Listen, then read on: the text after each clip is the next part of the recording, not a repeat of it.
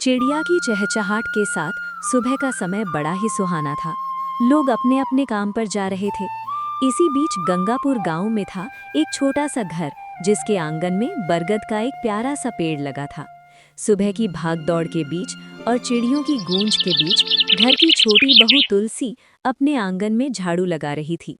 बड़ी बहू मीना बरामदे में बैठी चाय पी रही थी और उनकी बूढ़ी सास सुमित्रा माँ तुलसी पर जल चढ़ा रही थी। तुलसी आंगन में झाड़ू तो लगा रही थी, पर मन ही मन कुछ सोच भी रही थी। हे भगवान, सारा घर का काम मुझसे ही क्यों कराया जाता है?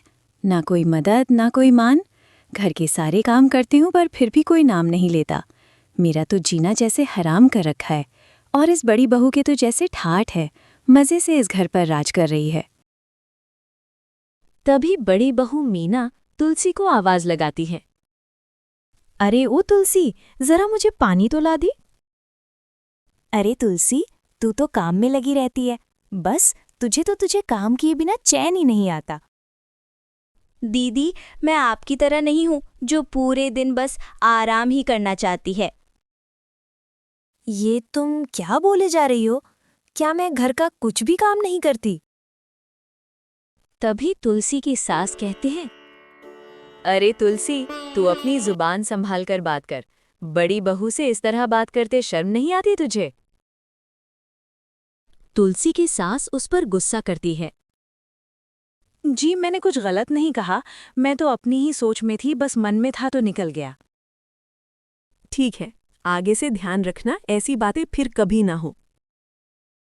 घर का पुराना रसोई घर, जहां तुलसी अकेले खाना बना रही थी।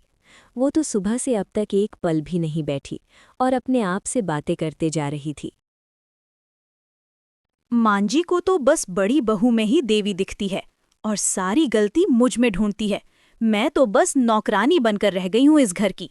कभी ये लाओ, कभी वो लाओ, बस इधर उधर भाग दौड़ करते रहो। तभी तुलसी का पति रमेश रसोई में आता है। वो तुलसी की हालत देखकर पूछता है, अरे तुलसी, कुछ मदद कर दूं? सुबह से काम में लगी हो। नहीं जी, आप तो बस मजदूरी करने जाने की तैयारी कीजिए, जैसा कि आपके घर वाले चाहते हैं। मैं कर लूंगी घर का काम अकेले। देखो तुलसी, तुम तो माँ का स्वभाव जानती हो। माँ को कुछ समझाना मुश्किल है। वो बचपन से ही भैया को ज्यादा मानती आई है और बहू के रूप में भी वो मीना भाभी को ही देखती हैं। हाँ, पता है। अब आप जाओ काम पर, देर हो रही होगी।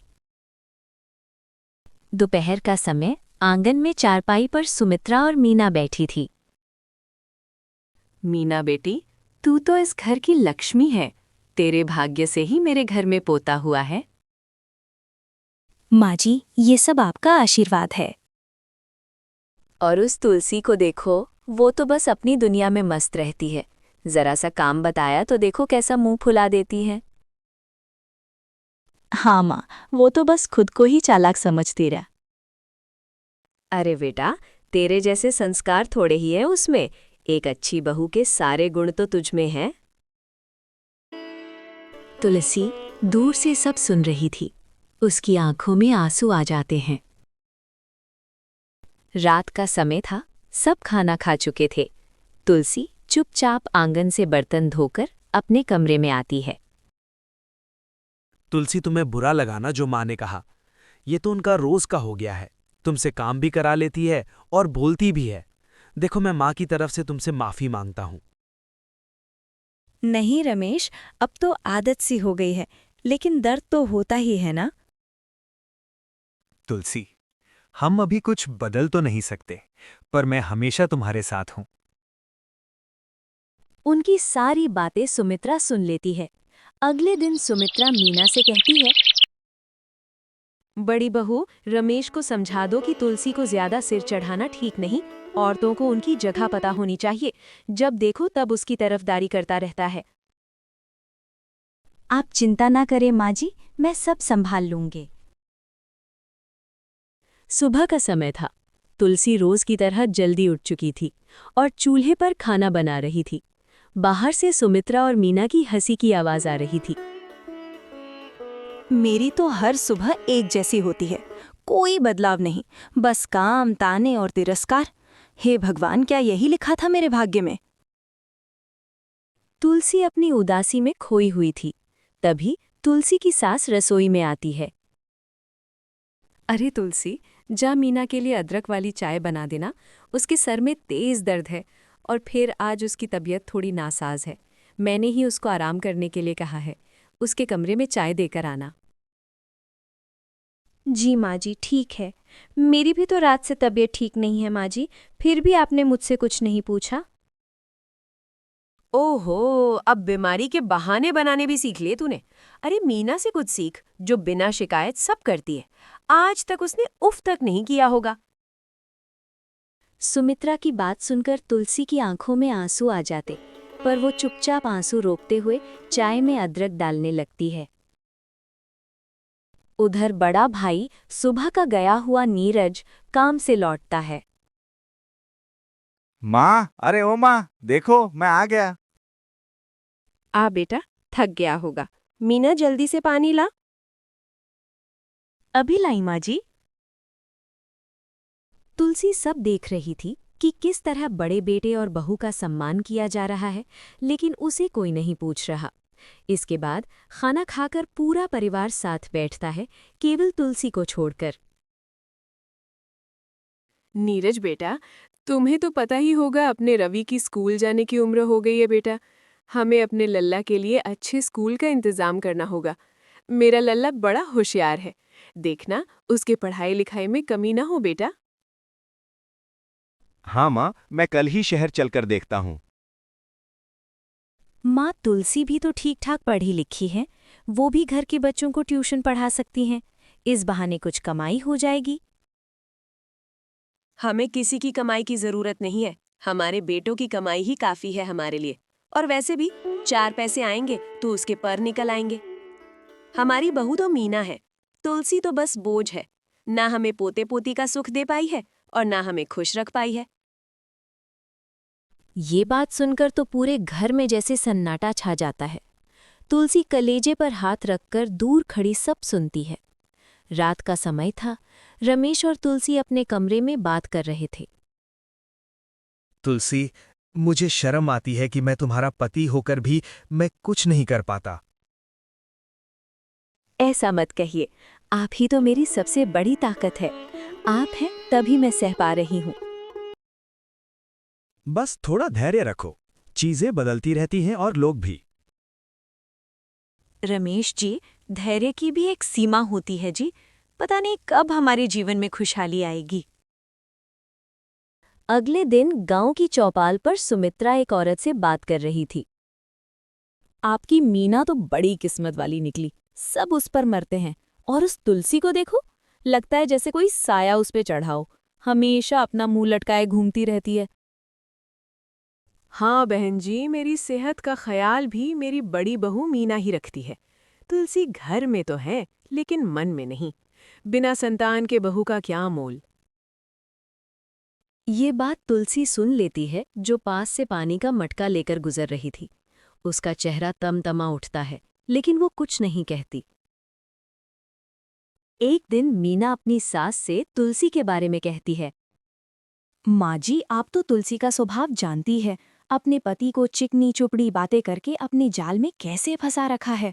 और वो तो पढ़ी लिखी भी है, तो अगर उसने अपने जमीन के कागज में कुछ उल्टा सीधा कर लिया तो हमें तो लेने के देने पड़ जाएंगे माँ जी।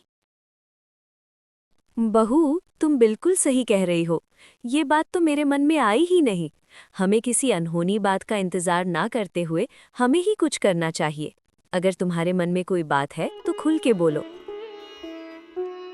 जी माँ, वो मैं ये कह रही थी कि क्यों ना आपके रहते हमारी जमीन और जायदाद हम बांट दे, तो ये झंझट ही न रहे।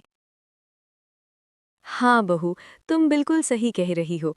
ये सब बातें मेरे जीते जी हो जाएं तो अच्छा, वरना क्या पता मेरे जाने के बाद तुलसी का गुस्सा तुम पर टूटे और वो कुछ उल्टा सीधा कर दे। फिर सुमित्रा गांव के कुछ पंच लोगों को बुलाकर जमीन और घर का बंटवारा कर देती है, पर बड़े बेटे नीरज को ज्यादा हिस्सा देती है और रमेश और तुलसी को बहुत कम हिस्सा देती है। तभी रमेश अपनी माँ से कहता है, माँ, ये तो बहुत गलत बात है। हम दोनों आपके बेटे हैं और आपने जायदाद का बड़ा हिस्सा भैया के नाम कर दिया है। मैं भी तो उतनी ही मेहनत करता हूँ जितना नीरज भैया करते हैं। बस चुप कर रमेश, इसके आगे कुछ और ना बोल। लगता है तेरी बीवी ने उल्टी सीधी पट्टी बढ़ाकर भेजा है। जितना मिला है उसमें खुश रह। तुझे कौन सी औलाद पालनी है जो तुझे बराबर हिस्सा चाहिए? वैसे भी किसके हिस्से में क्या आना है वो मैं तय करूंगी। ये बात तुलसी को अंदर से चिर कर रख देती है। फिर रमेश कुछ नहीं बोलता, वो चुपचाप वापस लौट आता है। सुनिए, बुरा मत मानिए, हम जो मिला उसमें खुश रह लेंगे। आप अपना मन हल्का मत करिए। आपकी माँ के पक्षपात ने उन्हें मौका दिया है। अगर माँ दोनों को बराबर समझती तो ये बात ही नहीं होती। और आपके भैया इतने चालाक हैं कि वो आपकी कोई बात नहीं चलने देंगे। मैं झगड़ा नहीं चाहता तुलसी, पर अन्याय भी नहीं सह सकता। तुम सही कह रही हो, माँ के पक्षपात ने भैया को लालची बना दिया। रमेश जी, अब फैसला आपको करना होगा। अन्याय सहने वाला भी उतना ही दोषी होता है जितना कि करने वाला। एजी, आप जाकर गांव के बुजुर्ग लोगों से क्यों नहीं बात करते इस बारे में? शायद वो लोग माँ जी को समझा सकें। ठीक है तुलसी, अगर तुम चाहती हो तो मैं कल जाकर उनसे मिलता हूं। उधर मीना और नीरज खुशी से आपस में बातें कर रहे थे। आपने सही किया जो जमीन का 70% अपने नाम कराकर पास रखा। हाँ मीना, यदि हम उन्हें बराबर का हिस्सा देते तो हमें क्या बचता? हाँ, मैं बड़ा हूं और जमीन का ज्यादा हिस्सा रखने का हक मुझे ही है। अगले दिन तुलसी के कहने पर रमेश ने बंटवारे वाली बात जाकर गांव के पंचों को बताई। मगर ये तुम्हारे घर का मामला है करके पंचों ने बात टाल दी। फिर यही फैसला समझकर रमेश और तुलसी पास में ही अपने अलग झोपड़ी में रहने लगते हैं। यूं ही कुछ दिन बीत जाते हैं। एक दिन सुमित्रा की अचानक तबीयत खराब हो जाती है। तुलसी सुमित्रा को देखने आती है। माँ जी, आपकी तबीयत खराब है, मैं आपके लिए काढ़ा बनाकर लाती हूँ। तुम मत बना, मीना को बता, वो बना लेगी। तुलसी की आंखों में आंसू आ जाते हैं।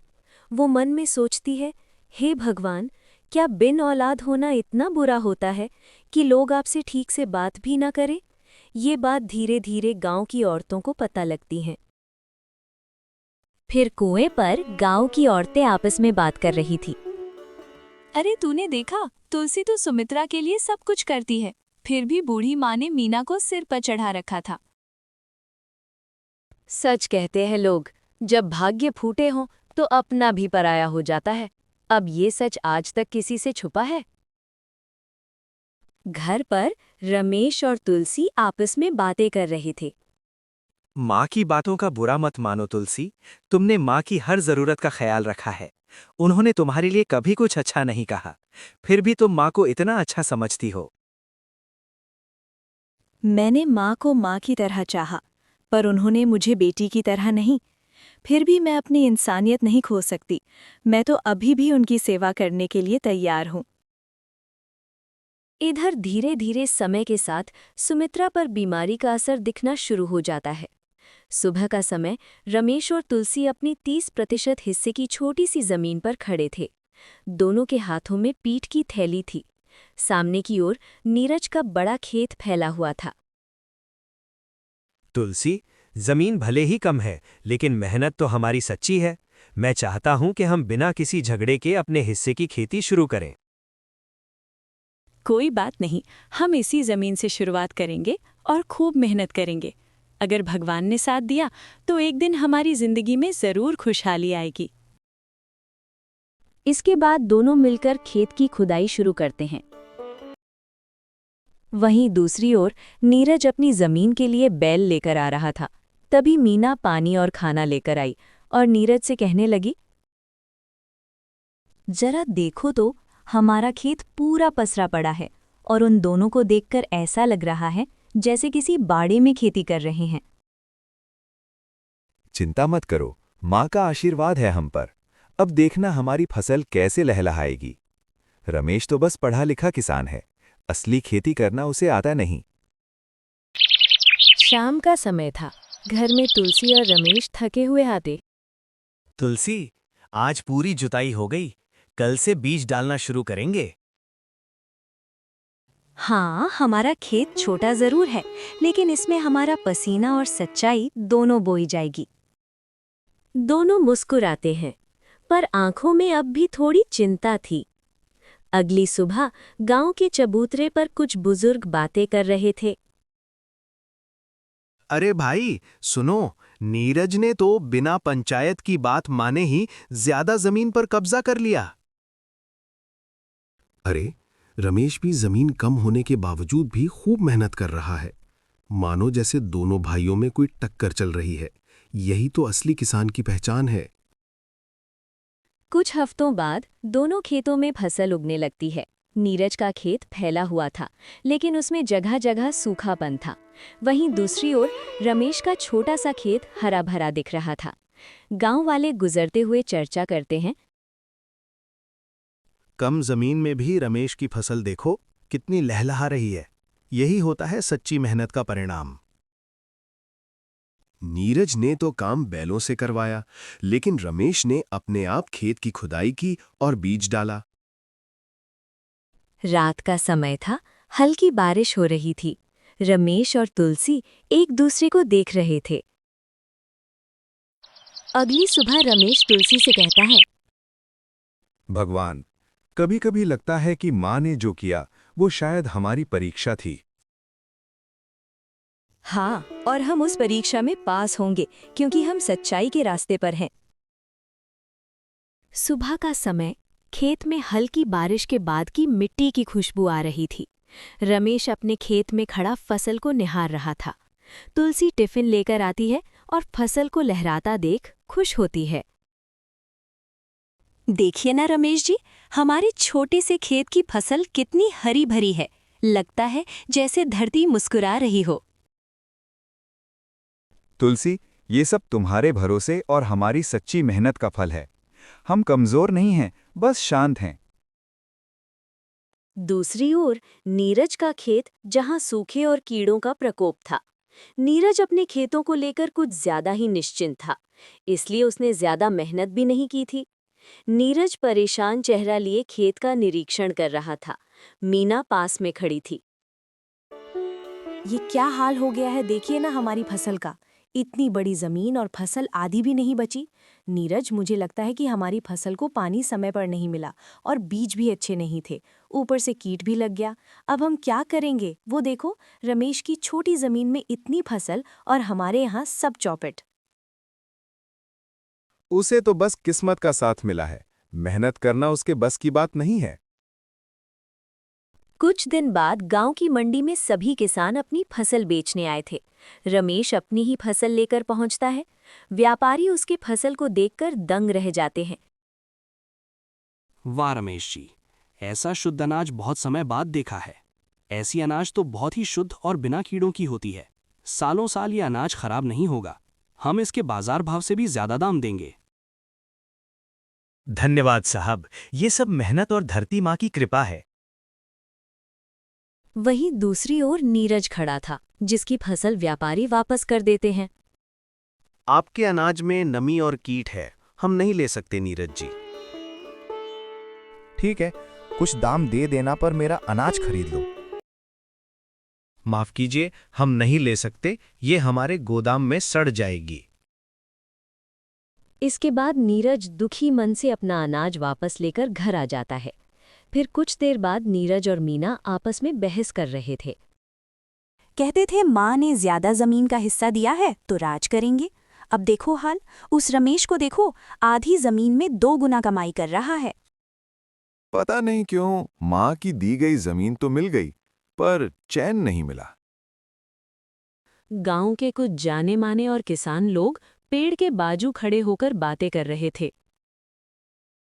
अरे भाई, इस बार तो रमेश ने कमाल कर दिया। इतनी कम जमीन में इतनी बढ़िया धान की फसल, मानो खेत में सोना उगाया हो। सच कह रहा है तू? हम लोगों की तो 10-10 बीघे की फसल भी उसके सामने फीकी लग रही है। लगता है उसने जैविक तरीका अपनाया, खाद भी खुद बनाई और समय पर खेत की देखभाल की। उसकी मेहनत रंग लाई। रमेश भाई जैसे लोग ही गांव का नाम रोशन करते हैं। कुछ ही साल बाद अब रमेश एक संपन्न किसान बन जाता है। उसके पास अब सारी सुख सुविधा थी जो एक जमींदार के पास होती है। रमेश ने अब कई गुना जमीन बढ़ा ली थी। इस बार की फसल ने हमारी मेहनत को 4 गुना कर दिया। मैंने गांव के पास की 2 बीघा जमीन और ले ली है। ये तो बहुत खुशी की बात है रमेश जी। ईश्वर की कृपा और आपकी मेहनत रंग लाई है। अब रमेश सिर्फ एक किसान नहीं रहा, वो गांव के लोगों के लिए एक मिसाल बन गया था। खेती के अलावा रमेश अब जरूरतमंद लोगों की सेवा भी करता था, जिस वजह से लोग उसकी इज्जत करने लगे थे। इधर नीरज और मीना अपने जमीन को लेकर और चिंता में चले गए थे।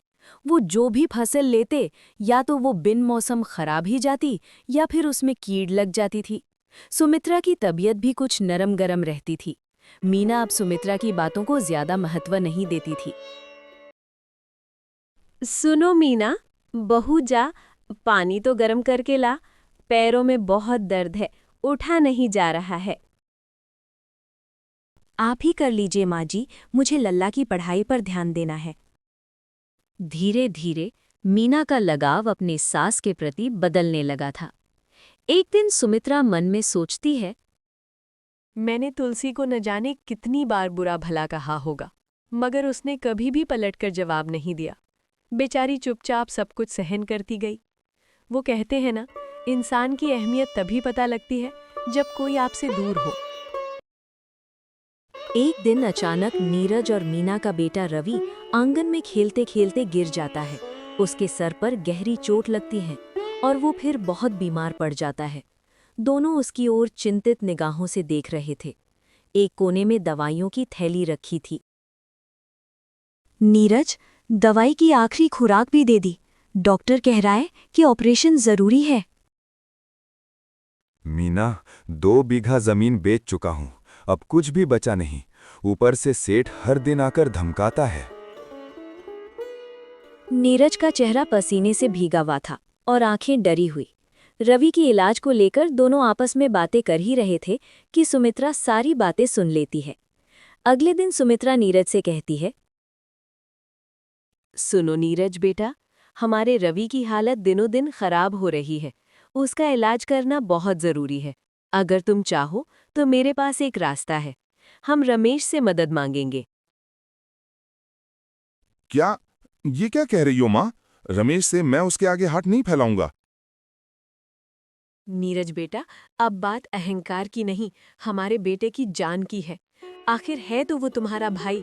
मुझे यकीन है तुम्हारा हाल वो बखूबी समझेगा। ठीक है माँ, कल सुबह चलेंगे, जो होगा देखा जाएगा। अगली सुबह रमेश और तुलसी अपने घर पर थे।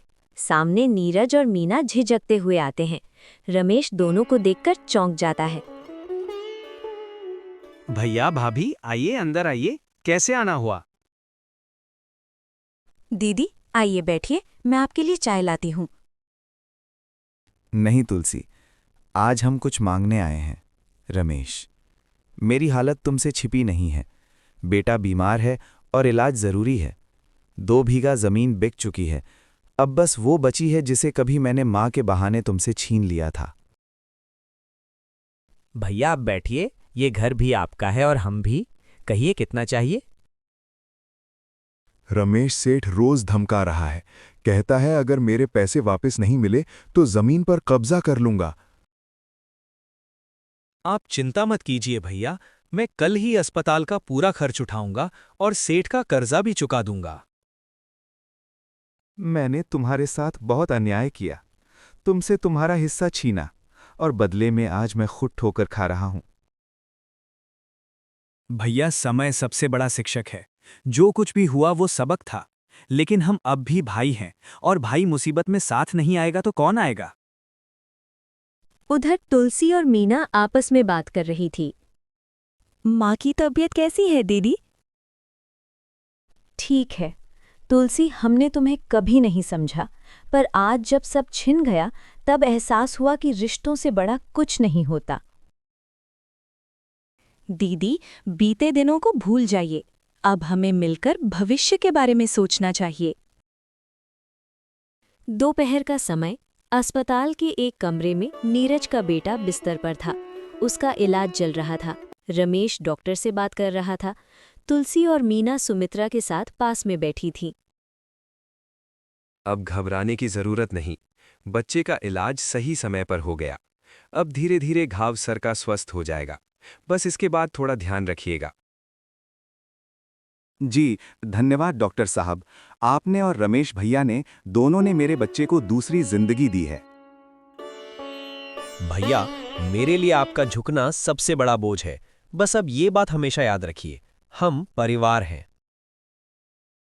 कुछ दिन बाद घर में सब मिलकर बैठते हैं। एक बड़ी चौकी पर चटाई बिछी थी।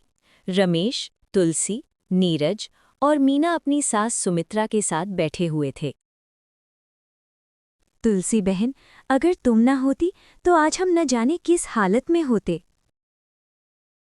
दीदी, घर में जब कोई गिरता है तो दीवार बनकर नहीं, हाथ बनकर उठाना चाहिए।